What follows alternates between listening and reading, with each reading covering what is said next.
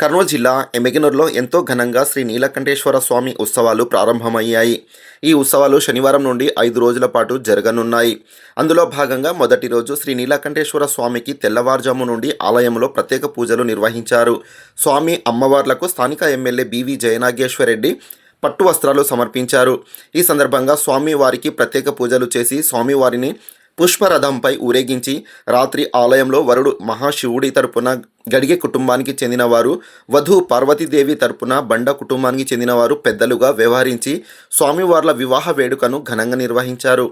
2 రోజులు ప్రభావల్లి మహోత్సవం, 3వ రోజు శ్రీ నీలకంఠేశ్వర స్వామి రథ మహోత్సవం జరుగుతున్నట్లు ఆలయపు కమిటీ సభ్యులు తెలిపారు.